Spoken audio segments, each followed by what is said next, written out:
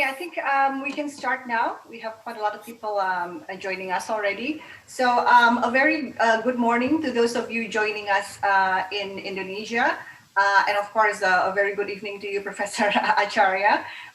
It is on behalf of the International Relations Alumni Association of Pajajaran University, I have the pleasure to welcome you to this public lecture organized by us. This is a lecture by Professor Amitav Acharya on the topic of ASEAN's alternative futures. ASEAN and Southeast Asia are an important part of the study of international relations in Indonesia, including in Pajajaran University. If you look at the syllabus across various universities in Indonesia, of course, ASEAN and Southeast Asia are two of the most important subjects. ASEAN has emerged as one of the most successful regional organizations in the world, now nearing its 54th anniversary already. ASEAN has been hailed for its role in facilitating and fostering regional and global stability. However, there are significant challenges, especially this year. You would look at the Myanmar case, for example, and you would find a lot of criticisms directed towards ASEAN. So I think it's only fair if we ask the question of where ASEAN is going and how we envision ASEAN to be in the future. Let me introduce Professor Amitav Acharya a little bit before we begin, although of course he needs actually no introduction. Professor Amitav Acharya is an international renowned scholar on international relations and among the most referred on Southeast Asia and Asian regionalism. He is currently the UNESCO Chair in Transnational Challenges and Governance and Distinguished Professor at the School of International Service, American University, Washington, D.C. He is the first non-Western scholar to be elected as the president of the International Studies Association. Previously, he was a professor at York University, Toronto, and University of Bristol, United Kingdom. His books, of course, those of us studying IR would be already very, very familiar, include Constructing Security Community in Southeast Asia, The Making of Southeast Asia, Whose Ideas Matter, and also other books, including The Making of Global International Relations. This year, he is publishing a new book titled ASEAN and Regional Order, Revisiting Security Community in Southeast Asia, which I think is a very timely topic. And this lecture today, we will have the pleasure of Professor Acharya discussing the last chapter of the book, titled ASEAN's Alternative Futures. And I think all of us here are very much looking forward to it. We have gained a lot of interest approaching this lecture today, with a lot of people already sending in their comments, their curiosity about what is going to be discussed in today's lecture. Before we begin, of course, again, on behalf of the International Relations Alumni Association, I would like to convey our big appreciation to the Faculty of Social and Political Science of Pajajaran University, especially the Faculty Dean, Dr. Widya Setiabudi Sumadinata, for their tremendous support for us to organize this public lecture. So so without further ado, and I think because also we have a very limited time with us this morning, I would like to give the screen now to Professor Amitav Acharya. Professor, you have the screen now, please. Thank you. Thank you, Safia, and thank you, Phillips, for inviting me. So it's, of course, my great pleasure to speak to all of you, even though it will be much nicer, much better if I was there in person. And hopefully I will be back in Indonesia not long from here. As Safia said, this talk is based on my new book. This new book is actually a continuation of my book on ASEAN called Constructing a Security Community in Southeast Asia, which had gone through 3 editions before. It was first published in 2001, and then the second edition was 2009, and the third edition was 2014. So this book is actually not a new edition, although my publisher had asked me to revise and update the book, but it's very difficult to revise and update a book, especially when the book is already very long.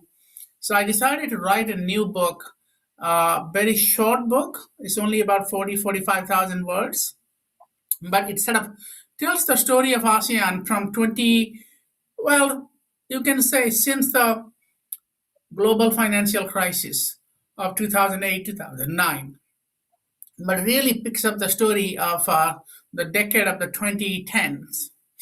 And it does provide some background, incorporate the insights of the previous book, or the three editions of the book, but then analyzes the story of ASEAN from 2010 to 2020, in fact, a little bit 2021. I did manage to incorporate some insights into the Myanmar coup, which I'm sure you are very interested in knowing about. So I will now open my PowerPoint. I'll speak for about half an hour, and I'll be happy to answer your questions. Just give me a second to share the screen. Okay, so this is basically the evolution of my own book on ASEAN. So this in the 2001 was constructing a security community in Southeast Asia, and the first edition. So this is like the 20th anniversary of the book, and this is one of the reasons why I wanted to write this new book to mark the 20th anniversary. And this was the 2009 second edition. This was the 2014, the third edition, and this is the 2020. But again, this is an entirely new book. It does have a chapter that summarizes the main arguments of the previous editions in chapter 1, but most of it is what happened since the last 2014 edition was published, and especially since the global financial crisis. So moving on, then I title this talk as ASEAN's Alternative Futures, which is the title of the last chapter of the book. And you will know why I think ASEAN's future is uncertain, and we have to think about alternative futures, not one possible future. It can go in different directions, and there are many determinants of how this will happen, whether ASEAN will remain important and consequential, or it will become less relevant. And I don't think ASEAN will break up. That's not one of the futures I'm looking at. But it will become weak or weakened to the extent that at least the outside powers, the big powers, will not take it seriously anymore. So I think I will start by giving you a brief outline of how ASEAN has evolved. You know this story very well. And this particular chapter of my book is based on the previous editions, which is discussed in great detail. But one of the lessons of ASEAN's history that you will see here is that it's not very linear. I mean, it's not like ASEAN is always moving forward. No regional organization or no international organization or no country or no civilization has a linear sort of trajectory in its evolution. That means it always moves forward. You can see the European Union has ups and downs. The European Union is the most important regional organization in the world, and it has lots of ups and downs. Similarly, ASEAN also has ups and downs. In fact, only in 1997 to 2008, that period, there were a lot of setbacks for ASEAN, particularly because of the Asian financial crisis. but it turned around, especially after the early 2000s, from the second or the Bali summit, the Bali Concord, and the building of the three communities, the ASEAN communities, and then it were continued to do kind of a renewal until 2008, and then we have a further kind of setback. This time, the crisis is about the return, a revival of great power geopolitics from 2008 onwards, the assertiveness of China. But we can talk about this. I'm not going to deal with this in great detail. But the point I'm trying to make is that ASEAN always had ups and downs. It actually started, at in a very difficult situation, circumstances. When ASEAN was created in '67, after the euphoria of the creation of ASEAN was done, you might have seen some pictures of this. This is the signing of the Bangkok Declaration by the founders of ASEAN. After this was done, ASEAN was in real trouble for a long time because of the Sabah dispute between Malaysia and Philippines, the conflict, the tension between Singapore and Indonesia. So ASEAN's future was not really, could not be taken for granted. ASEAN actually at one point came to a standstill over the Sabah dispute. And also this was still the time of the Indochina conflict. The US will withdraw from Indochina 75 until the Bali meeting, first ASEAN summit in 76. That was really a period where ASEAN was struggling, and it was kind of very stagnant in many ways. But then after the Bali summit, but particularly after the Vietnam's occupation of Cambodia, so to speak, for a decade, it was kind of a conflict and crisis, but ASEAN was able to use that conflict, the Cambodia conflict, to build not only some sort of an internal cohesion, but also external credibility.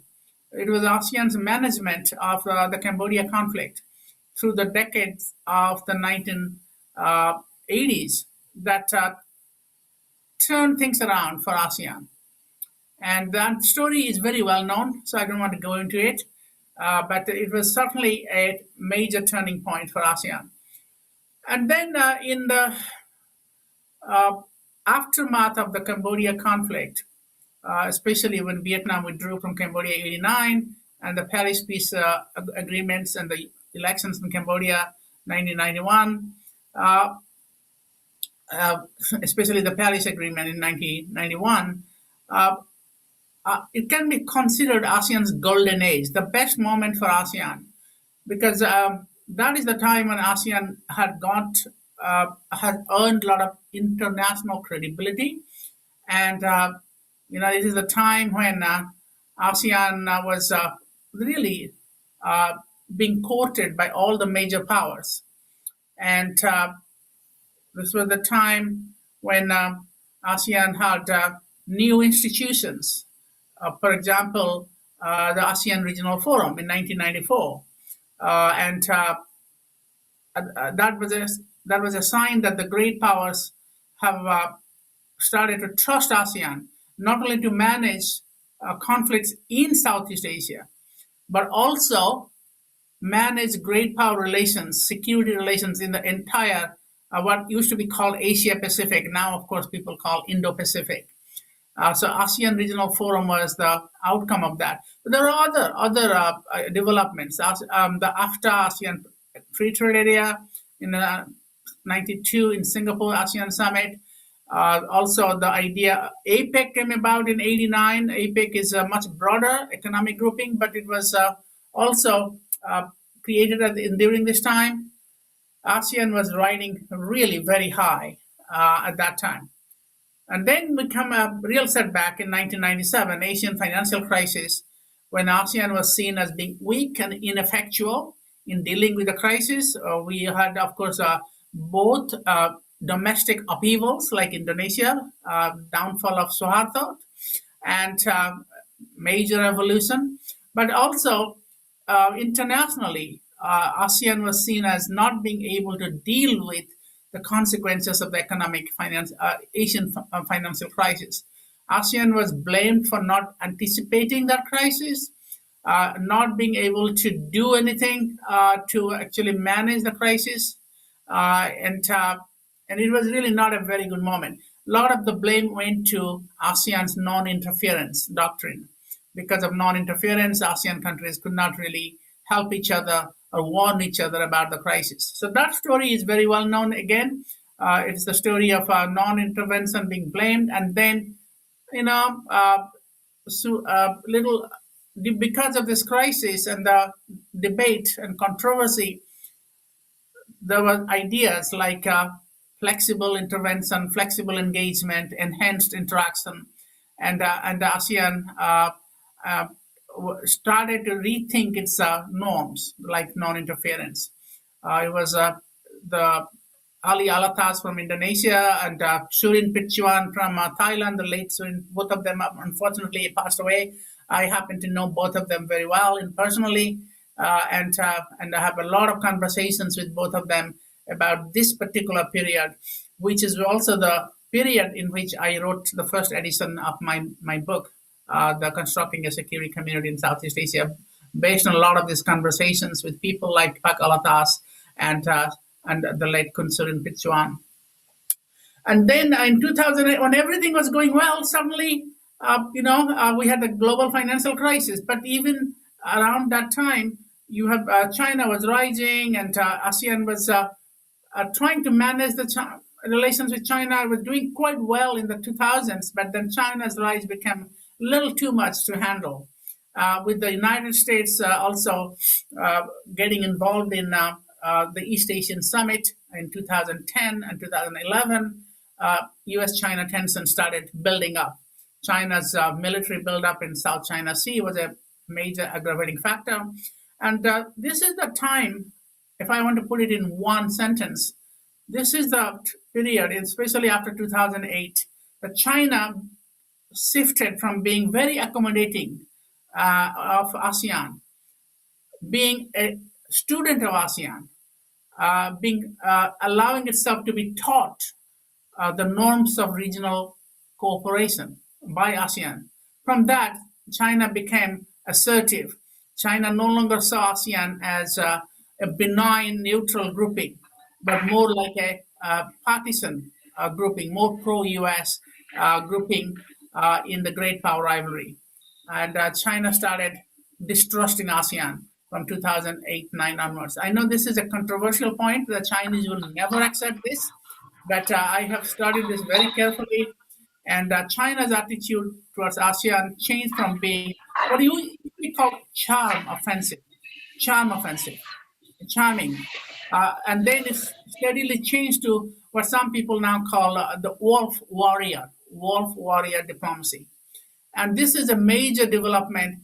It has to do with China's own growing power, economic and military. China becomes more confident, but also because the United States under Obama administration became very involved in ASEAN, very pro-ASEAN, and that created even more mistrust of ASEAN on the part of China. This is the period also when the South China Sea conflict accelerated, with China building artificial islands to reclaiming South China Sea territory. So it's an entirely different situation. The global level also, U.S.-China tensions started rising. So again, the main point, the reason I'm saying all this is because ASEAN's progress has never been linear. It has been ups and downs. It has been a question of matter of ups and downs, which is good news and bad news. Because the bad news is that ASEAN is now at the moment facing kind of a reputational crisis. Not just Myanmar. Myanmar is an internal intra-ASEAN situation and is very important. But even before Myanmar, U.S.-China relations have pushed ASEAN to make some very difficult decisions, individual ASEAN countries to make some difficult choices. So it's been a really difficult time for ASEAN before the Myanmar coup. But the good news is that ASEAN has faced these situations before. Uh, and it has come out well. I mean, again, if you go back to the downfall of Suharto, between the period of downfall of Suharto to the SBY period, the presidency of SBY, that period, ASEAN did not look very good. Not blaming any Indonesian president, they all did very, did their best. I'm not saying that uh, President Megawati or all sort of dismissed ASEAN, but simply they didn't have a lot of time and energy to focus on ASEAN when they were too busy. Gus Dur and even President Habibi, they all had too much on their domestic plate. But that period was really a bad period for ASEAN until the 2003 and the ASEAN community building. So keep that in mind. Don't write off ASEAN because of what is happening now, because this is nothing new. Okay, moving on. I don't want to also talk too much about it, but very quickly, ASEAN had four key political security achievements. I am focusing on politics and security, not so much economics at the moment, and not so much also in terms of human rights and democracy, but I'll talk about it in a moment. But keep in mind that there has been no armed conflict among the original ASEAN members since its founding. Really, Singapore, Malaysia came close to, armed conflict, but never really was a chance of a military confrontation. So if you look at the five original members, or you can bring in Brunei, which joined later in '84, I believe. There has been no armed conflict among them, and that's not used to be the case. Remember Konfrontasi, remember Sabah dispute. So we cannot say this is not consequential. But even if you look at ASEAN countries, even with expansion, with the 10 members, ASEAN 10, well, they had conflicts among themselves when they were not ASEAN members, or at least one party was not ASEAN member. So you can talk about Cambodia conflict. So Cambodia conflict actually was between Cambodia and Vietnam. Neither of them are ASEAN members at that time. You can talk about Cambodia conflict spilling over to Thailand. So Thailand is an ASEAN member, but Cambodia was not an ASEAN member. Okay, there was conflict between Thailand and Laos, Thailand and Myanmar, or Burma, but then when neither Laos or Myanmar were ASEAN members. When they became ASEAN members, relationships among them have been improved. I mean, just think about Cambodia and Vietnam. They were bitter enemies, brother enemies, as Nayan Chanda's book puts it. But since both became members of ASEAN, they're not necessarily the best of friends, but they are still, the relationship is much better, much more stable than before. You can talk about the relationship, but there was, of course, the Thailand, Cambodia, always a little bit of tension. The pre-Bihar conflict, 2011, escalated quite dramatically. But even that one, we can think about, I don't know how many people died in 2011 conflict. Pak Mati, whom I know very well and interviewed on him, he was foreign minister. He was very concerned. He did a round of diplomacy. Fair enough. But even that one, if you look at conflicts in the world, no big deal. I mean, I'm sorry to say that people died, but it's not like anything that we see in South Asia, Middle East. Look at what's going on in the Middle East right now. So the people dying and civilians dying. So intra-ASEAN conflicts have been quite moderate and containable. And that, to me, is the basic, the most important, the single most important reason why ASEAN is a security community, at least at a kind of nascent, at a basic level. No matter how people criticize ASEAN, and I know security community as a concept has been much misunderstood. People think if you're a security community, you should be like a, family, brothers, and you should never fight. Our brothers do fight, by the way, and the families do fight. But the security community doesn't mean, in my, in a conceptually, that there will be no tension, no conflict. Or even no military buildup. But generally, those tensions are not translated into outright confrontation, large scale war. So that is a very important achievement, and I think still ASEAN's most important achievement. I mentioned about Cambodia conflict. I talked about how relations between Vietnam and its neighbors changed dramatically. But look at the transformation here. For since 1975, since the takeover, the communist takeover of Vietnam, Vietnam had seen ASEAN, or ASEAN-Vietnam relations have been very, very confrontational. So, in a sense, in the decade of the 1980s, ASEAN was Vietnam was ASEAN's kind of public enemy number one, and Vietnam distorted ASEAN as a kind of a front for Western powers. It's like the Southeast Asia Treaty Organization, the defunct Southeast Asian Treaty Organization created by the United States, brought back to life through the back door. Vietnam carried out a lot of propaganda in its media, in its diplomatic statements against ASEAN. But within 5, 6 years, from 1989 to 1995, Vietnam went from being public enemy number one to being one of the greatest friends of ASEAN. ASEAN full member, 95, full member, 5 years. Just imagine what a transformation that was, from being an enemy to being friend. And Vietnam is one of the most stable, most committed members of ASEAN today, which would have been unthinkable in 1975, totally incomprehensible, unthinkable in 1975 when Indochina, the United States left Vietnam and Vietnam united. So to me, that is a very significant achievement, historical, but it tells you that ASEAN, such things can happen. Enemies can become friends. And finally, and not the least, ASEAN engaging all the major powers of the world, not just US, not just China, not just Russia, not just India, but all the major powers of the world are ASEAN's partners, dialogue partners, and they are also, in one way or the other,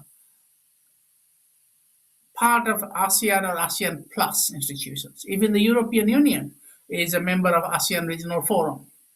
So if you look at ASEAN dialogue process, ASEAN Regional Forum, East Asia Summit, APEC, the whole world is engaged with ASEAN. And you can say that other regional organizations do that. The African Union also has dialogues with China or European Union. But I can tell you that no regional organization does this in the way ASEAN does, in a comprehensive, systematic, institutionalized way. And also, and this is very important, ASEAN started this process, this engagement of outside powers, institutional engagement, a regional organization engaging global players, not just one, two, all of them, on a systematic, institutionalized, regular way, is an ASEAN contribution to world order. This was not there in any regional organization in the world, because, as you know, regional organizations are supposed to be regional. So they will basically look after the interests and the affairs of the region. They don't really go around engaging outside countries. So even though outside powers are not full members of ASEAN, this institutional innovation of a dialogue partnership or the ASEAN Plus formula is actually uniquely a distinctive contribution of ASEAN to global governance and international cooperation.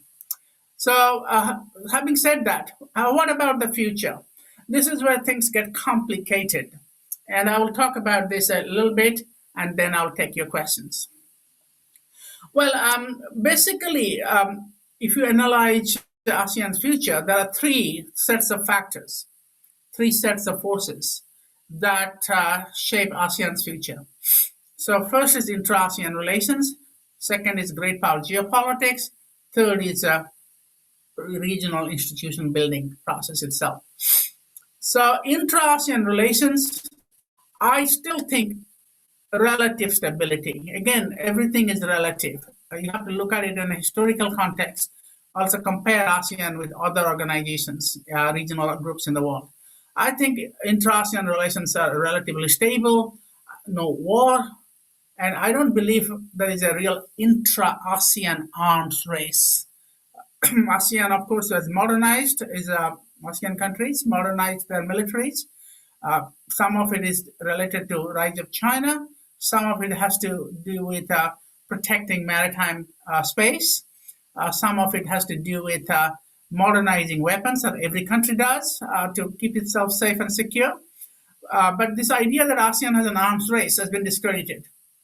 There may be some element of that between, say, Malaysia and Singapore, but it's about an intra-ASEAN arms race. I've never believed in that, even in the 1990s when I first started writing about ASEAN arms race.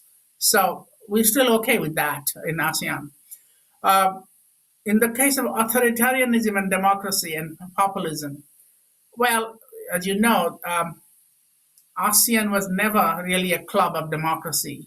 ASEAN from the beginning was, in fact, it was the opposite. You can make a case that ASEAN was a club of authoritarian rulers, a club of rulers that had slided from democracy. They might have started as a democracy, but they all became either dictatorships or one-party states.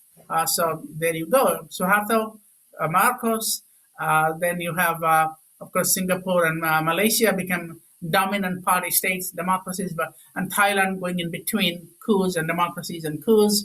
So ASEAN was never really a group of democracies. That's not an excuse, but it has to be understood in the context of what people now call populism and nationalism. And when, some people argue, some analysts say ASEAN is going through a populist wave.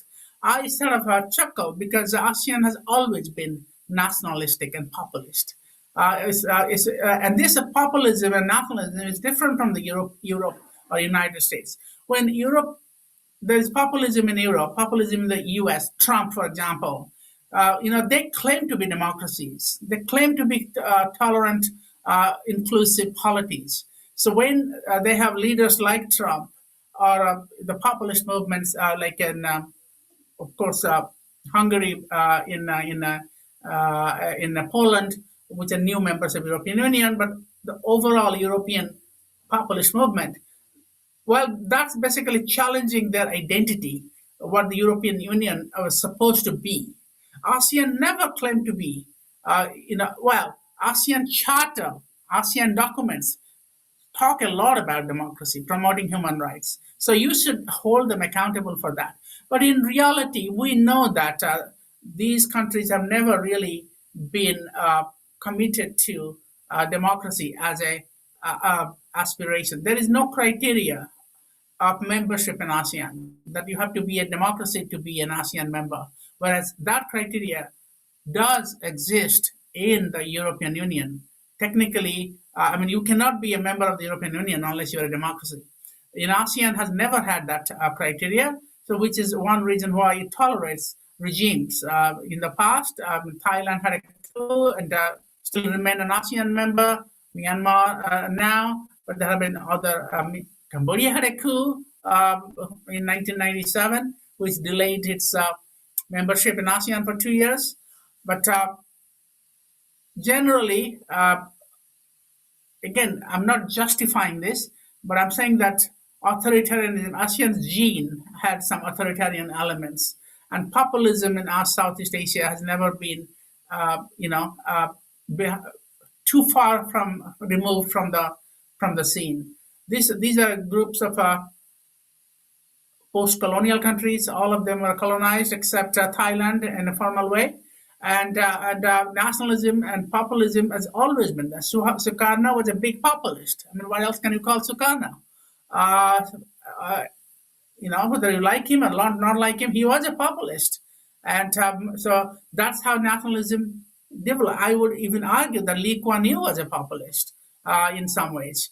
But this is not the same kind of populism we have in the Western countries. Okay, so that's in that sense, ASEAN is moving back and forth, sliding back and forth from authoritarianism and democracy. You have some good news, like Indonesia, so has made the transition. But I still think don't take anything for granted because that has been ASEAN's past, and it will always be in the horizon for ASEAN's future. And I will talk about Myanmar during the Q&A. Non-traditional security has been far more challenging than traditional security. Again, this is nothing new. And when you talk about economic, environmental, and pandemics, uh, these kind of conflicts, these kind of non-traditional security threats have been a far more severe challenge to ASEAN than traditional security, interstate conflict. And so COVID-19 now, but we have, remember, SARS in 2003, of course, a much lesser scale than COVID-19, but still, it was a big deal. The tsunami in Indian Ocean, you have the financial crisis, 97. All these have been far more challenging to ASEAN. The financial crisis caused, toppled President Suharto's regime. It created impoverishment, human insecurity. So I still think that non-traditional security is a far greater challenge to ASEAN than traditional security, including, I would say, China. On great power geopolitics, the biggest development, of course, is the change in China's soft power and credibility from 2000s to present. And I already made that point, that around the turn of 2000, the first decade of the 21st century, uh, the transition to the second decade, China's image and China's approach to ASEAN changed quite dramatically. China's charm offensive ended, and China became less and less trusting of ASEAN, and China became much more assertive geopolitically, and that is that is also, in some ways, lessening China's credibility in the region. And if you look at last year and the last few years, China's trustworthiness, you might have heard about an opinion poll done by Singapore Institute of Yusof Ishak Institute, which is discussed in my book. You can see that the credibility of China to do the right thing in international affairs has declined, and it is compared to United States, compared to Japan, compared to the European Union, it is much less. China is among the four major players, three major players: U.S., European Union, and Japan, and China. So four. China is the least trusted external power. And this may be an elite opinion because the surveys are done among elites, but it also reflects, elites do make foreign policy. So this is a very important change. China was doing very well in the 2000s, early 2000s, and China was not only rising economically and politically, but it had also diplomatically has a lot more credibility at that time. The United States now has a window to reverse the damage done by Trump administration, but we don't know for sure.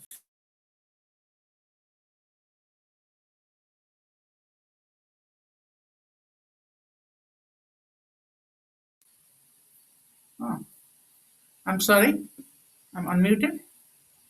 Uh, I'm sorry, something must have happened. Can you now hear me? Yeah. So I'll go back to my slides. Uh, so when you see now that I was talking about great power geopolitics, the United States does have a window of opportunity to reverse the damage done by Trump administration, which basically neglected ASEAN, especially compared to the Obama administration. In terms of Indo-Pacific, again, a relatively new development. And this idea of the quadrilateral dialogue, strategic dialogue, I don't think the Indo-Pacific idea of the United States is going to lead to a formal military alliance among, say, Australia, US, Japan, and India. But it can lead to more defense cooperation. So this is a sign of a great power geopolitics that there is no question that the security of what is the Indo-Pacific region. The term Indo-Pacific itself has become a very geopolitically divisive concept. China doesn't like the term. They see Indo-Pacific as a concept, as kind of a threat to Chinese interests, as an anti-China bloc. So that is impinging into great power geopolitics, and even though it may not lead to a formal alliance. I still think ASEAN is not taking sides. A lot of people worry about whether ASEAN have to choose between US and China. ASEAN is being forced to choose sides. ASEAN is moving from hedging its bets to actually either becoming pro-US or pro-China. I don't see a lot of evidence of that yet, but that can happen. But I think ASEAN's policy is still remains what is called co-engagement, engage all the powers on a level playing field, so to speak. In terms of regional institution building, I see that ASEAN is I think intra-regionally, ASEAN community is steady. More can be done. The ASEAN political security community, ASEAN economic community, and ASEAN socio-cultural community. The socio-cultural part is lagging a bit, especially when it comes to human rights. But generally, the other pillars are doing reasonably well. But when it comes to ASEAN plus institutions, so the ASEAN Regional Forum, East Asia Summit, I think they have weakened quite a bit. Because, if you look at the euphoria around the ARF, EAS, ARF 1994, EAS 2005, that is died down. And partly because the groups have expanded, ARF expanded quite a bit, but it has never moved from confidence building to preventive diplomacy. So nothing is happening when you have a crisis here like Myanmar or the crisis in the South China Sea. East Asia Summit, again, because of the tension between the US and China, the Chinese do not like the EAS because originally China's idea of East Asia cooperation was East Asia without the United States, without having formal American-US membership. But when you bring in US, you bring in India, you bring in Australia, which are not really East Asian countries, the Chinese do not have a very warm attitude towards the EAS. And that tension is between US and China has weakened the EAS. It has never really lived up to its potential. And all this leads to the loss of ASEAN centrality.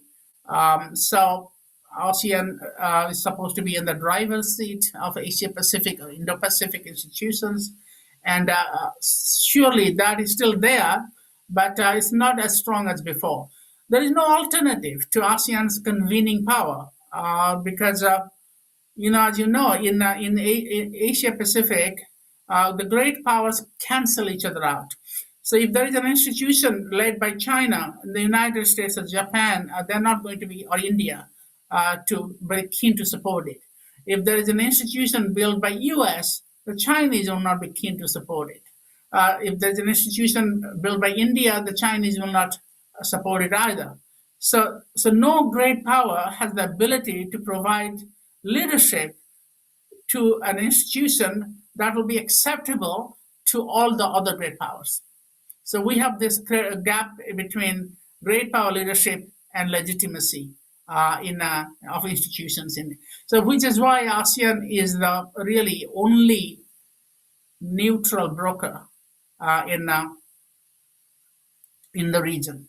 That keeps ASEAN going, but it's not enough. You need more than that. You need to have a combination of diplomacy, combination of credibility, also some favorable external circumstances, being kind of some sort of a trust and cooperation among the great powers, which is not happening right now. And intra-ASEAN relations remain stable, but still there have been defections. Cambodia's relationship with China, close relationship, which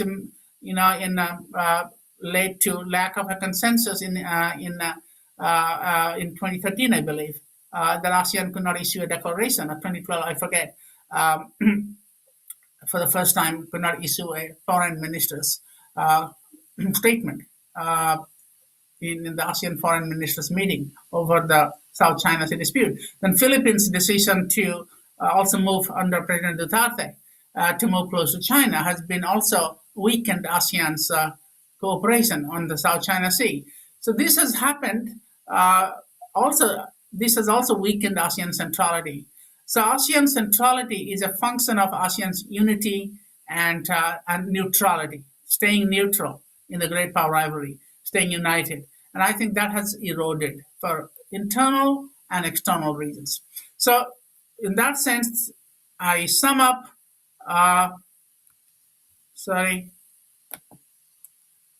is ASEAN still a security community? I think yes. Will it remain so? Possibly. But there are different futures of ASEAN. I think business as usual, the ASEAN way, plus if it can recover from COVID-19, I think ASEAN will continue as usual. But if it doesn't do that, then it could turn into a Chinese sphere of influence. A lot of people in the US are worried about it, maybe worried a bit too much about it. But this is certainly in the minds of a lot of Western observers and even friends of ASEAN. Actually, what will be really ironic is that there will be a greater chance of ASEAN becoming part of a Chinese sphere of influence if China itself moderates its behavior.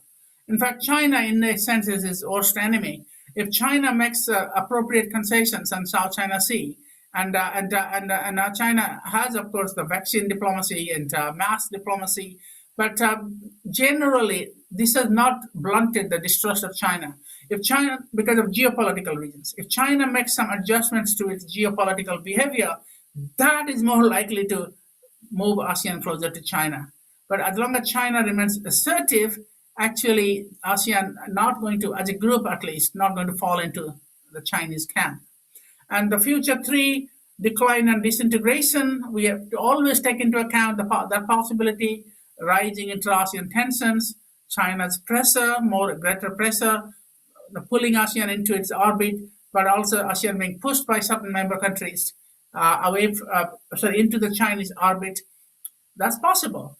Or institutional atrophy, which means institutions of ASEAN become so weak and dysfunctional. Too many meetings, too much of a talk shop without any consequence. And this is where Myanmar is going to be a big test case. If ASEAN cannot provide leadership in providing some sort of a political way out, and it's very hard to say what will that be. I can talk about it a little bit, but somehow getting a way to put Myanmar back on track on a stable political system and democracy, you will have ASEAN's institutions will be weakened and lose their credibility.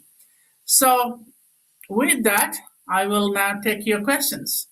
I think I've spoken a little longer than I had thought.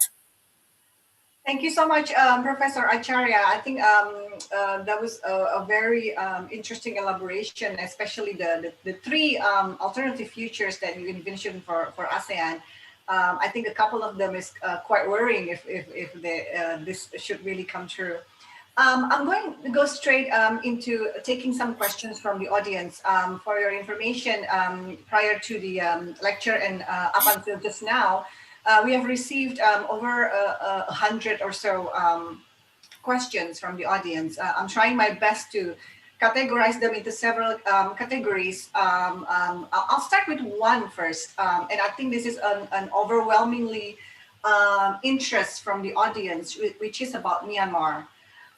You did mention in your lecture about intra-ASEAN relations, and you did mention about the various challenges that ASEAN faces in terms of managing the relations between its members, and also the relations between ASEAN as an organization itself with any of the members. And I think Myanmar is, it's understandable that this has garnered a lot of interest from the participants today.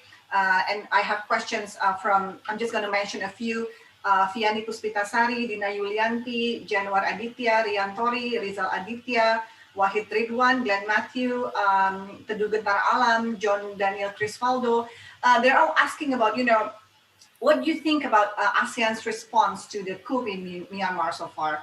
We saw, this list of statements that ASEAN has made. There was a special summit held just a few weeks ago.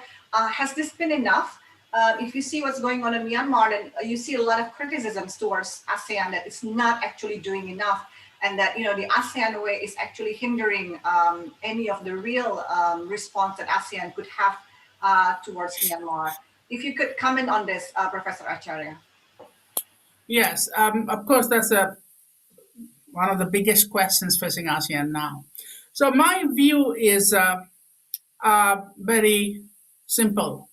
ASEAN should have acted sooner, and I have said that in a lot of comments and op-eds I wrote.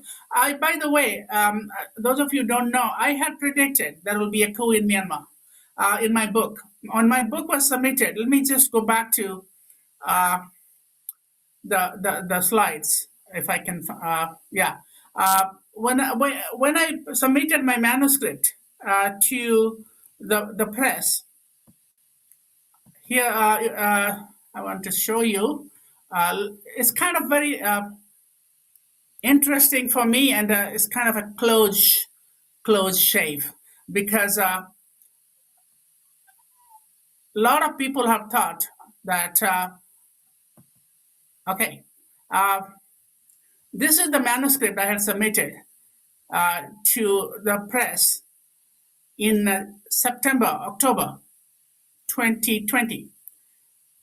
And you can see the sentence: one cannot rule out a dramatic reversal of the already fragile democratization process in Myanmar, resulting in the military's return to power. So when the proofs came in just after the coup in February, I just had to make one change.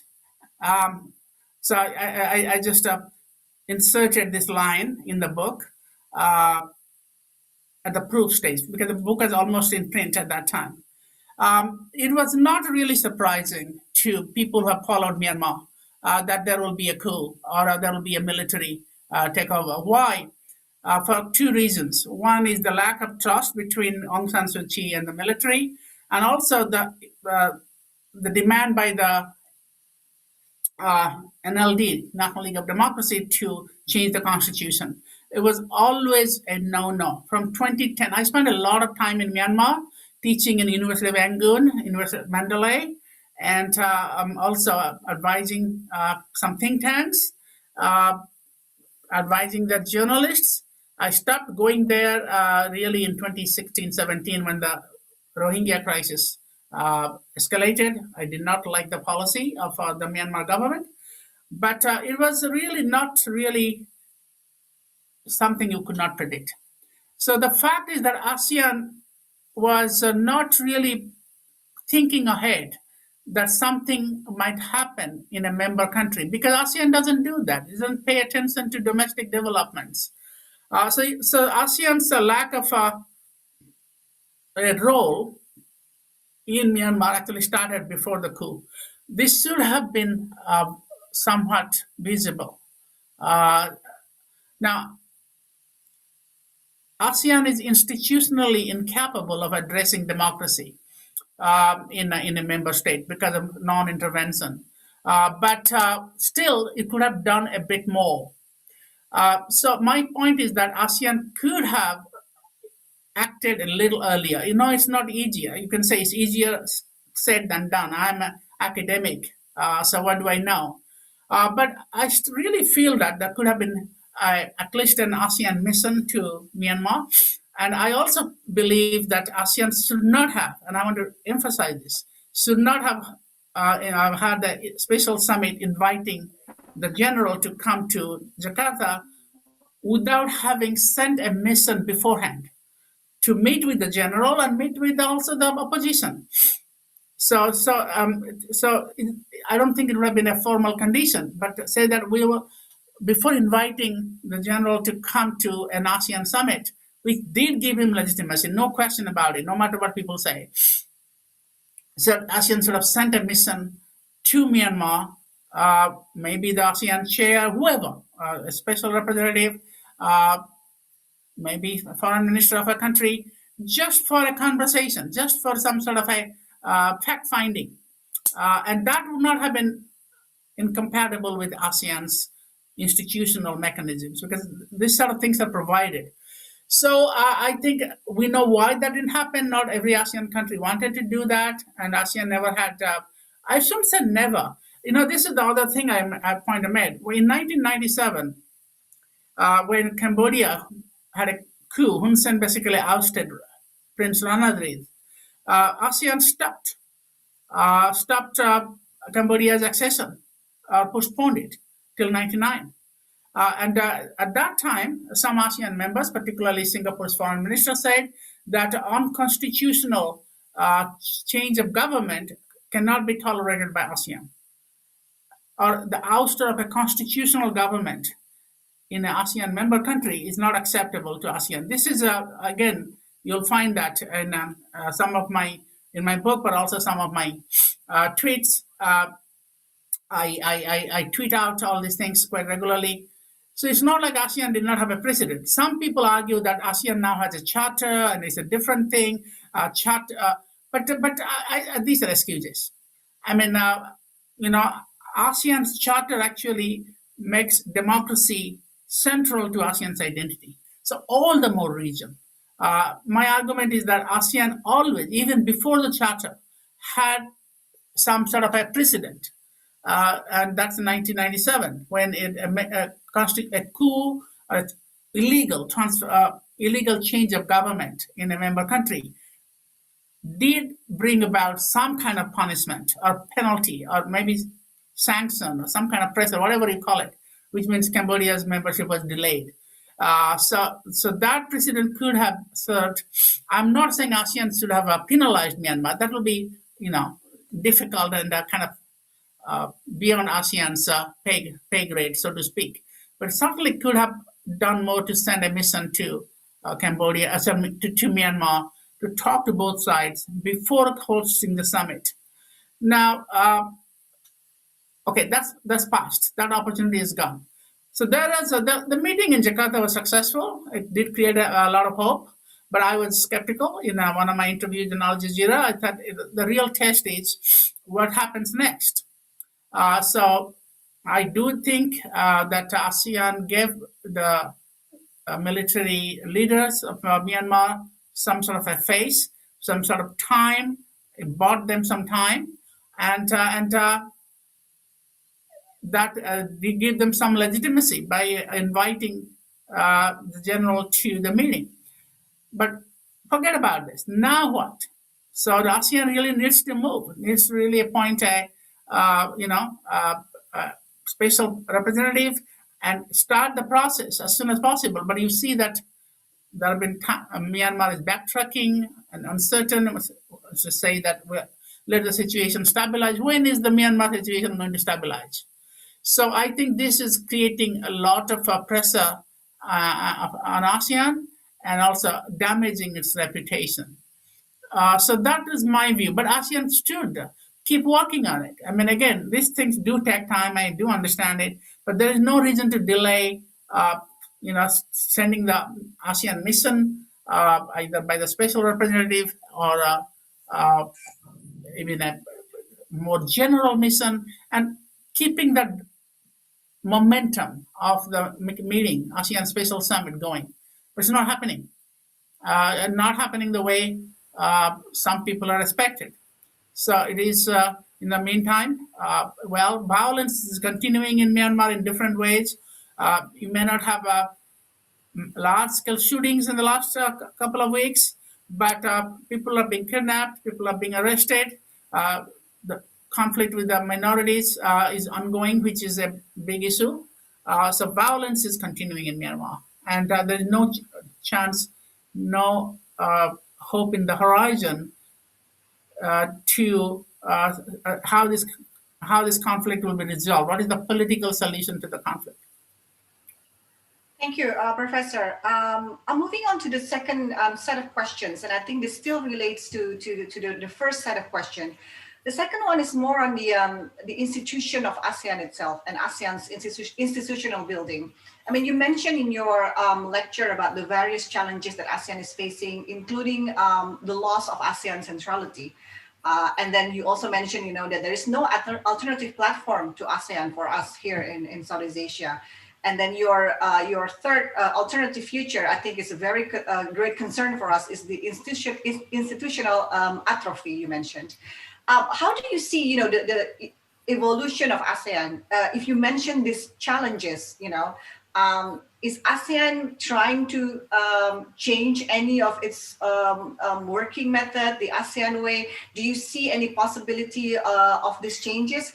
That there are a lot of questions asking, more or less within this same manner. I have questions here from Landry Subianto, Priscilla Milena, Yasmin Nur Habibah, Made Panji, Asif Purwanti, Ahmad Al-Fajri, Hendra Manurung, the list goes on. Basically asking, if ASEAN is facing so many challenges, is it trying to evolve towards a sort of like a different method of working?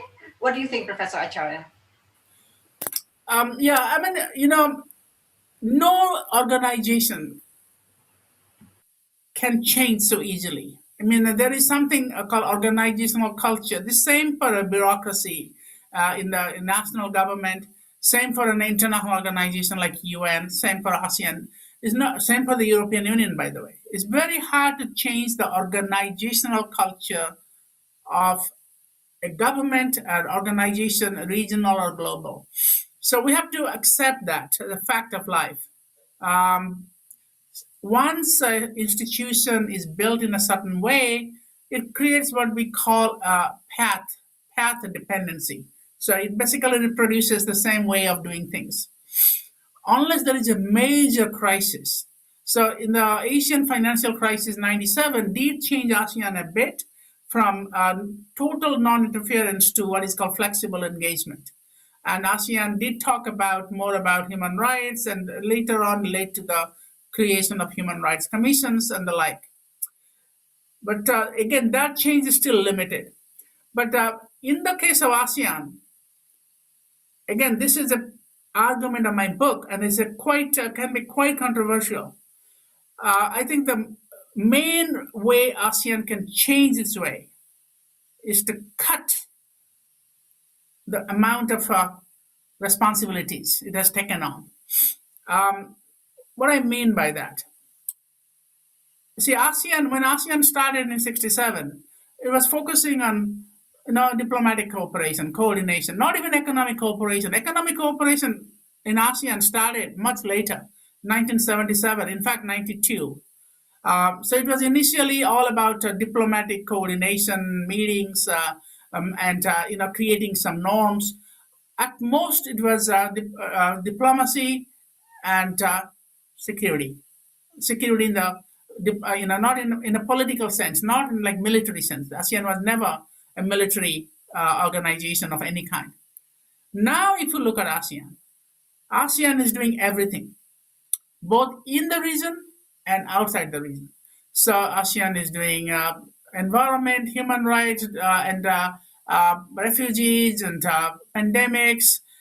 There you go. The list: economic community, political community, social community, cultural community, and externally, ASEAN is in ARF, EAS, ASEAN has dialogue partners. ASEAN is supposed to manage Indo-Pacific security. This is too much. So in the history, in one of my books, one of the arguments I make, not in the new book, it's part of the old argument in the first edition of the book, and the second, that when an organization takes on too many tasks, it tends to atrophy. This is what I call about institutional atrophy. You don't have enough capacity, institutional capacity, to manage an ever increasing number of issues. And then you can ask yourself, why is ASEAN doing all this? I mean, honestly, why is ASEAN not focusing on what's happening in Southeast Asia? And why is ASEAN interested in Indo-Pacific, Asia-Pacific, East Asia, Korean Peninsula? Even Pakistan and India are members of ARF. So isn't it time to cut back? Like, now, look at a corporation. When a company does too many things and started losing money, what do? The downsize. They cut back and they got back to what is called the core competency, what the company does well. So there are a lot of things ASEAN can do in Southeast Asia, and that will be the big contribution to peace and stability in the world. Trying to do everything, then you worry about whether Obama is going to come or Biden is going to come or Trump cannot shake hands, who is showing up, who is not showing up. Honestly, I don't think there is all that need for spending so much time and energy and attention with issues that are not directly relevant to Southeast Asia. Now, we can quibble about it. What is directly relevant, what's not? Of course, great powers are relevant, but organizing these festivals and this kind of hand-holding ceremonies, all this, I think is too much distraction. I think there is a lot of issues in Southeast Asia that ASEAN still needs to pay attention to. So cutting back on this number of activities, focusing on a few core areas where ASEAN can and should make a contribution, I think will be very useful. So that will be my take. And again, people get very angry sometimes when I say that. They said, oh no, ASEAN needs to do all this. I think ASEAN should focus on Southeast Asia and do its best. It still have some relationship with outside powers, but not really big. ASEAN centrality. You know when the term came about? Nobody knows when ASEAN centrality really came about, sometime in the early 2000s. And I think it's a term that was coined by outsiders than by ASEAN itself. But it looks nice, ASEAN centrality in Indo-Pacific or Asia-Pacific. But can you do it? What about ASEAN centrality in Southeast Asia, not ASEAN centrality in Asia-Pacific or Indo-Pacific? So that will be my way of how ASEAN can downsize and manage its affairs a little bit better. And at the same time, you cannot totally change ASEAN. You can totally change non-intervention because it all depends on the nature of the governments. ASEAN is a very mixed entity when it comes to the mix of democracy and authoritarianism. So the some ASEAN governments will be very uncomfortable talking to Myanmar what they should do in their own country when they themselves do not want others to tell them what they should do in their country. So this is why Thailand doesn't want to interfere in Myanmar, because then others will say, what about Thailand itself? I mean, so these things are nothing new for ASEAN. But at the same time, I think the principle that was set up in 1997, an unconstitutional change of government is not acceptable. This was not an ASEAN principle per se, but it was stated by Singapore's foreign minister at that time, I think Jayakumar at that time. And it was partly the basis of ASEAN's action in Cambodia. I think that principle should be applied in Myanmar. So it might take some time, but I think the first principle is to stop the bloodshed, try to minimize it, and second, find a political solution. That's Myanmar. But generally, ASEAN does need to be a little more proactive when it comes to unconstitutional change of government in Southeast Asia. Unconstitutional change of government in Southeast Asia. And there is a precedent for it. And I want to emphasize that there is a precedent for it. Thank you so much. And I think following that's very interesting. I think, and I think following from that, I think it relates to my next set of question. You mentioned a lot about ASEAN-China relations and also ASEAN-US relations and how this geopolitical rivalry affects Southeast Asia, whether we like it or not. For us here in Southeast Asia, I mean, I have quite a few questions regarding this from Ari Margiono, Regita Rahmawati, Yuswari Jemat, Muhammad Iqbal. You mentioned ASEAN's co-engagement as the strategy so far when dealing with geopolitical rivalry. But then, you also mentioned as an alternative future for ASEAN, your second future would be, ASEAN being the Chinese sphere of influence. But then, this also for us in Southeast Asia, this relates to a lot of issue. South China Sea is one, and then the BRI projects is another. So do you really think this is a possible future of ASEAN that Southeast Asia would continuously be an area for geopolitical rivalry, and how, if we see such a future for us, the best strategy for ASEAN to move ahead. Interesting that in one of the participant asking the question mentioned your previous book on multiplex world order. Should this relate to that as well? If you could comment on this, Professor. Okay, so on the question about ASEAN China or ASEAN becoming an arena for great power rivalry, as Southeast Asia has a locational problem. It is in the intersection of Pacific and the Indian Oceans. It is in the crossroads of international trade. It is in the crossroads of great power interactions. So China in United States and India in the Indian Ocean. So in some ways, ASEAN has always been an arena for great power rivalry. Nothing new. I mean, that's what the Bali '76 summit was about. So there was, of course, easing of that tension. Great power rivalry eased after the end of the Cold War. And for a time, it looked like it will become more manageable. But nobody should be surprised that it flared up again, and it might go down again. It all depends on policies of and domestic regimes. I mean, China's foreign policy is very much a product of its domestic politics. Who is in charge, basically? So when leadership changes, policies change. Remember, China was supporting communist insurgencies in every single country in Southeast Asia, every single country, and China didn't have diplomatic relations with many Southeast Asian countries.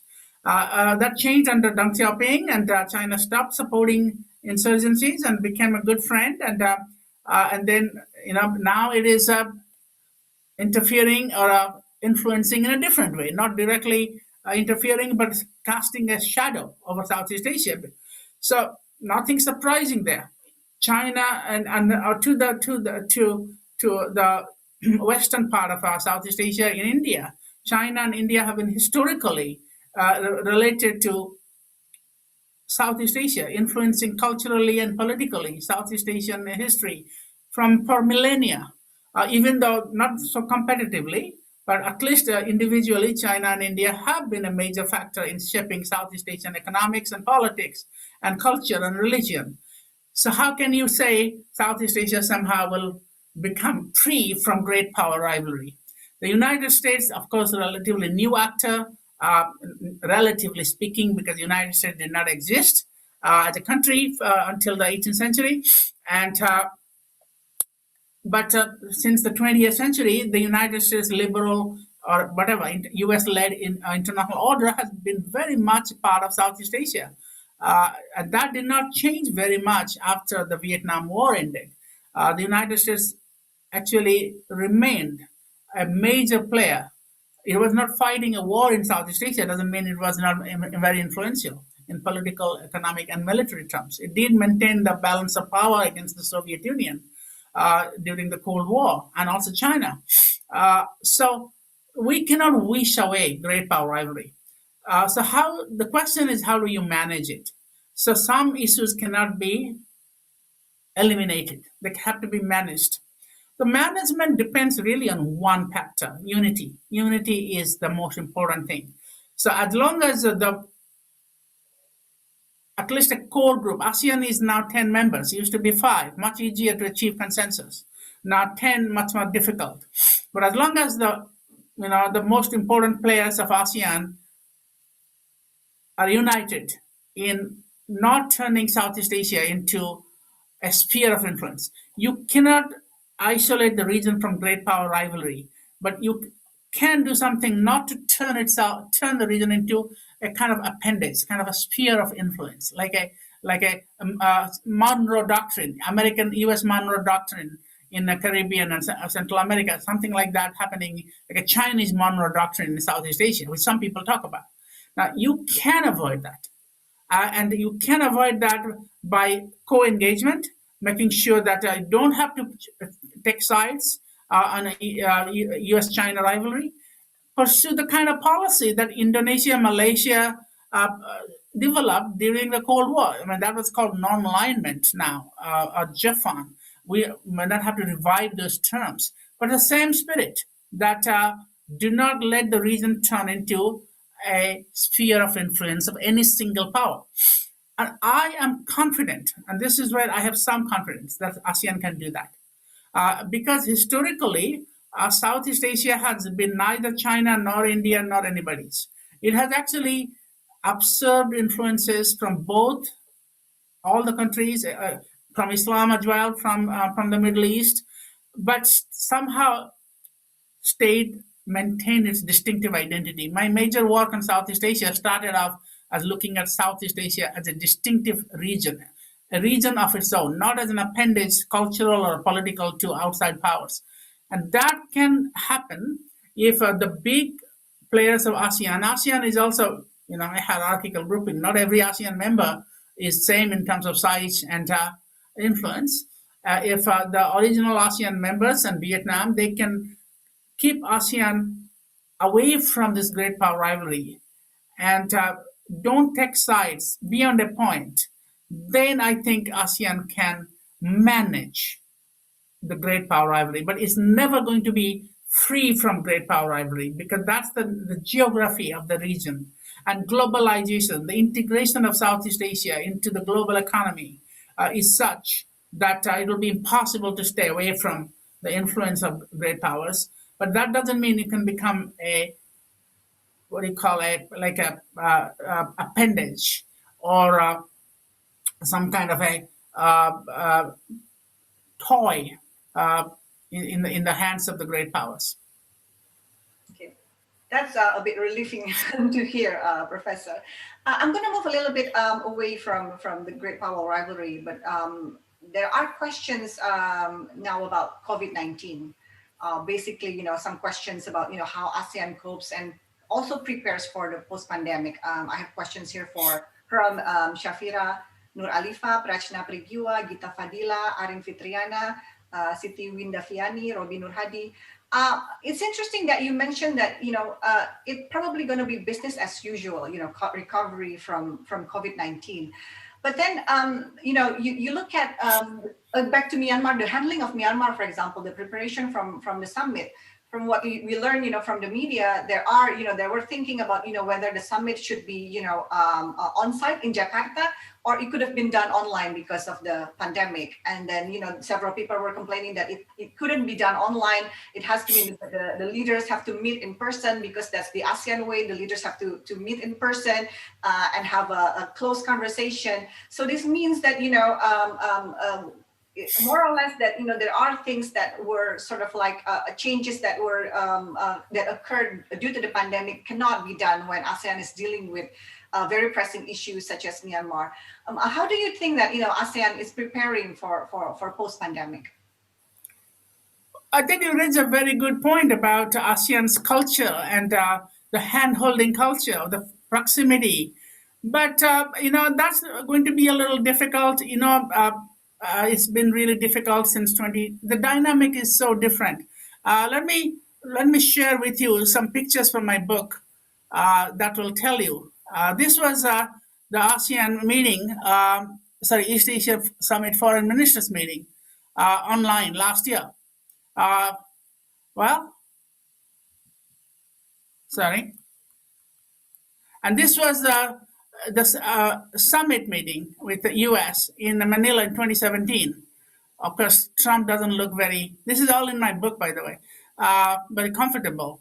Uh, this was ASEAN US meeting in 2019 in Bangkok when Trump did not show up or didn't send uh, any cabinet level person. So Robert O'Brien, the national security advisor, facing back, was the representative. And this was a virtual meeting of East Asian Summit of foreign ministers. The dynamics is very different. I mean, you do think this was a East Asian Summit with Obama in 2015. Very, very different. So what I'm saying is that you cannot completely change. You cannot recreate the same ambience, especially for a group that is so used to interpersonal relationship. The ASEAN way started as an interpersonal relationship where leaders knew each other, they quoted each other, and that is still very important. And this is not just true for ASEAN, this is true for any international meeting. But this will cost ASEAN even more. Because ASEAN is more used to this interpersonal way of dealing with things. Having said that, communication, personal communication can be done, and this is also why I must emphasize that multilateral meetings is not everything. So when the Myanmar meeting happened, I was consulted by ASEAN government. I cannot tell you who, but a government who was in a position to influence Myanmar. And my advice was go there immediately. Send someone behind the scene. Don't make any announcements. Just send somebody from the highest level of the government, a personal representative. Get in there, ask them to stop killing people. I actually did say that privately. Now, that's bilateral. That's not multilateral. So there are countries that ASEAN member countries, including Indonesia, can do things bilaterally that serve the multilateral purpose. And, ASEAN as a group has difficulty getting a consensus. That's because ASEAN has different types of relationships. Some leaders like each other more than others. Okay, so but everybody wants ASEAN. I have no doubt that no ASEAN member country wants to defect from ASEAN to break down the organization. I don't think anybody wants among the ASEAN leaders.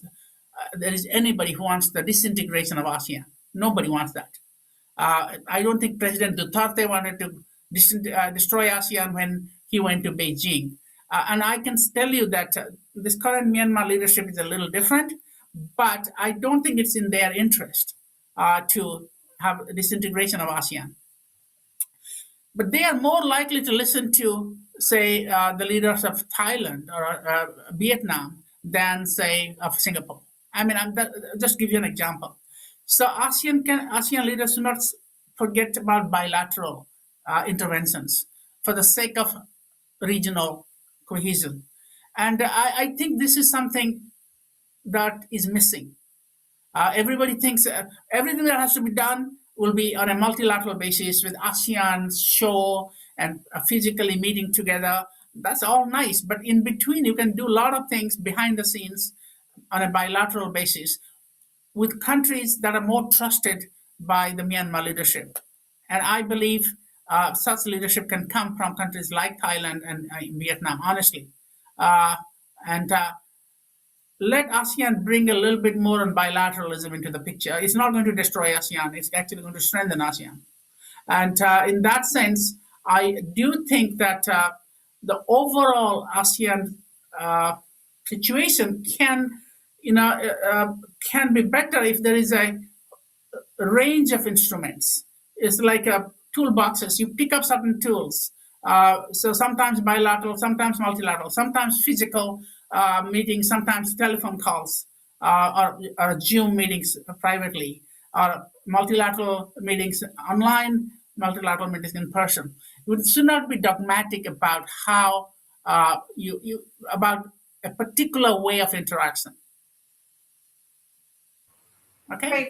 We are, I think we are almost nearing the end of our lecture here, but if you don't mind, I still have one or two more questions. Sure. There's this, I know you mentioned about you don't really handle economic issues, but there is an overwhelmingly quite a number of people asking about economic cooperation and regional trade agreement, RCEP, the ASEAN Economic Community. I have here, for example, questions from Pak Rosena Aji Effendi, Antonius Prawiro, Nugraha Adi, Fajar Wicaksono, Aswin Arianto Aziz, Nabila Aurelia.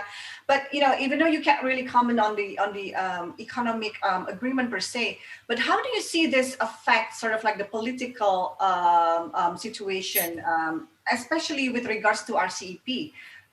It is a trade agreement, but it has an overwhelmingly political security dimension to it as well. ASEAN says it's the work of ASEAN that put it together, and how it competes with other trade agreement. How do you see this overwhelmingly spirit towards creating new trade agreement in Southeast Asia?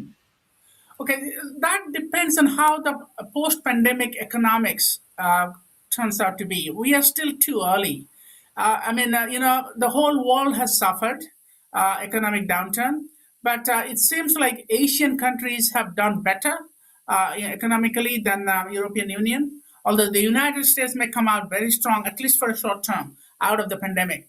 But Asia has done better economically. And the projections from IMF, for example, is that Asia will grow faster after the pandemic is over, or in 2021, this year, than other regions of the world.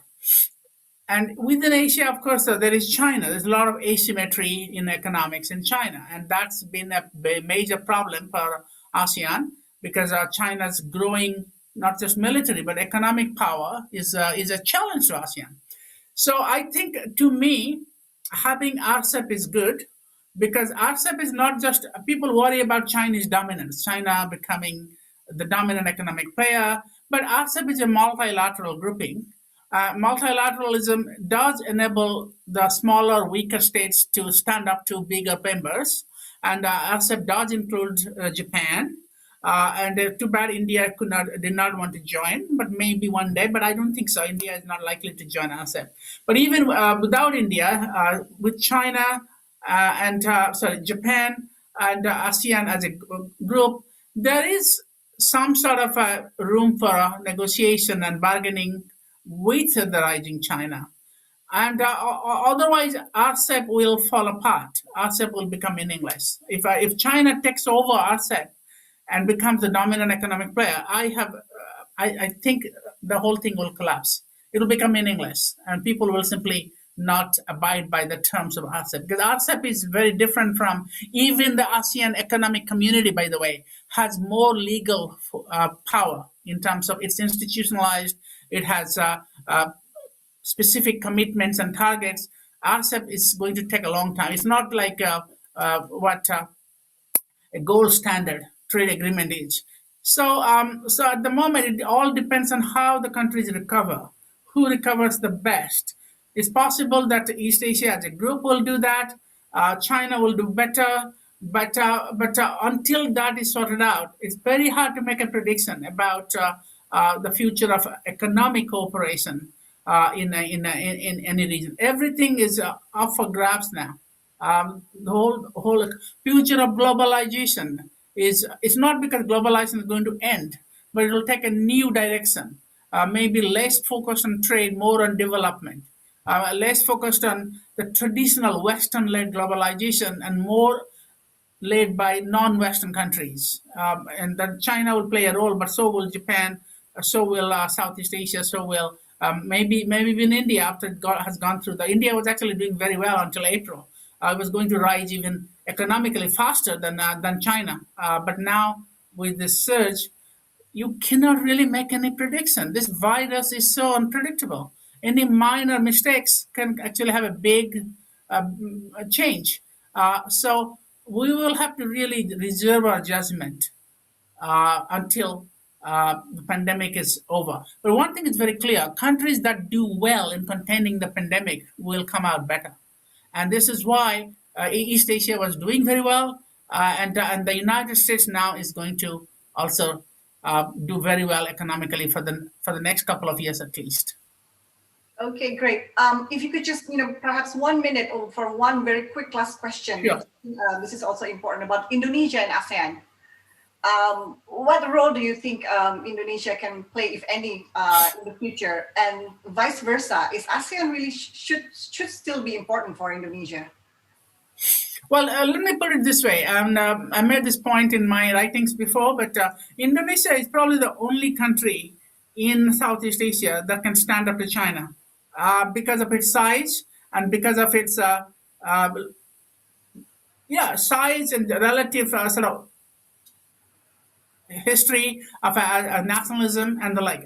Others can, but Indonesia's geographic location, diplomatic history, tradition of robust active, all this means it is seen, at least it's seen that way, as one of the most influential countries that can stand up to the big powers, including China. So that puts Indonesia under a lot of responsibility. That gives Indonesia a lot of responsibility to. So disengagement with ASEAN is would be a serious mistake. And there was some talk when President Jokowi came into office that Indonesia will be more bilateral, less multilateral. And my argument was that there is no really trade off between bilateralism. They're not either or. And you cannot simply walk away from multilateral ASEAN and say we have a post-ASEAN foreign policy. And I think I was right about that. I don't think we have seen. I'm talking about when SPY's presidency ended, and people talk about post-ASEAN foreign policy, and Indonesia will be less multilateral, more bilateral. I think basic thing is that Indonesia has remained committed to ASEAN because not because it's a generosity, it's in Indonesia's interest. Where else and how else can you play a role in the global stage? ASEAN gives Indonesia the kind of platform to make its mark in the international stage, which will be very difficult for Indonesia to do on its own otherwise. And at the same time, having ASEAN is also directly in Indonesia's interest in terms of economic interest, in terms of political interest. So it is, as I said before, engaging with ASEAN is not a luxury. It's an Indonesia. It's not charity. It's Indonesia's interest, national interest, to be engaged in ASEAN. Maybe one can calibrate it. Maybe one can change the nature and scope of that. Maybe focus more on economics and less on security. I mean, these things change every time there's a government change of government, there will be change of foreign policy. So this is what I said when I wrote the book Indonesia Matters, just when the transition happened between SBY and Jokowi. I said in that book and later, it's not in Indonesia just like nothing surprising. When a government changes, they change foreign policy. In India, Modi's foreign policy is very different from Manmohan Singh's foreign policy. In China, I can say that the same Communist Party, but very different foreign policy under Xi Jinping compared to his predecessors. Trump versus Obama or Trump versus Biden. So whether it's a democracy or authoritarian country, change of governments will always lead to change. But in the Indonesia's case, certain things are very obvious. Engaging with ASEAN gives Indonesia more clout, more visibility, and it is in Indonesia's interest. It's not a question of doing bilateral or ASEAN. ASEAN and bilateralism is not a choice. So I believe that should be Indonesia's option. I mean, use and work with ASEAN. Use ASEAN. Use is not necessarily a bad term because countries use international organizations, regional organizations to advance their interest. And remaining committed to ASEAN will be, is and remains and will remain in Indonesia's vital national interest. And the parameters of that engagement may differ from, president to president. And Indonesia is a democracy. It will have a change of government again. So it will have change in foreign policy a little bit, but the basic parameter of active and free foreign policy is very much compatible with ASEAN. ASEAN and Bebas active, and they are actually go hand in hand. There is a symbiotic relationship in that. To completely abandon ASEAN and move away from ASEAN, I don't think it's really an option for Indonesia. Thank you so much, Professor Acharya. It has been a privilege for us to hear your remarks and listen to your lecture. I hope you enjoyed the discussion as much as we did. I personally look forward to reading your book, of course. Our greatest appreciation to you, and hopefully we could have another opportunity for another discussion with you in the future. In the meantime, please stay healthy and all the best of luck. Thank you so much. I really appreciate all these people. 170 people showed up, and I really miss being in Indonesia. As you can see, Indonesia is very much in my body and mind, and my decoration. I cannot wait to go back to all these places throughout Indonesia that I've traveled. So you all keep safe, and hopefully your vaccines will be soon available to everybody. And I hope ASEAN and Southeast Asia will weather this crisis. So thank you very much for inviting me. I really appreciate that. Thank you. Hopefully next time we can invite you directly to Bandung. Of course. I would love to go back to Bandung. I think I told you I have so much memories of Bandung, and my next big book project is going to be on the Bandung conference. By the way, I've written about it, but the big book I'm finally going to put it together. So maybe we'll go to Bandung itself. I've been there a few times, so love to go back. Thank you so much. And to close again, also our appreciation to the Faculty of Social and Political Sciences of Padang University, the Dean, and also all the staff for their support, and also to my colleagues at the International Relations Alumni Association who worked very hard to prepare for this event. So with that, put this meeting to adjourn. Thank you again, Professor Acharya. Thank you everyone who attended, who joined us. Stay healthy and all the best for everyone. Thank you. Thank you. Thank you. See you, Phillips. Thank you. See you soon. Thank you. Thank you so much. Yeah. Bye. Thank you, Dr. Amitav, Acharya. Okay. Hi. Hi. Wow, so many people. Yeah. All right. See you. I will sign off now. Okay. Thank you. Thank you so much.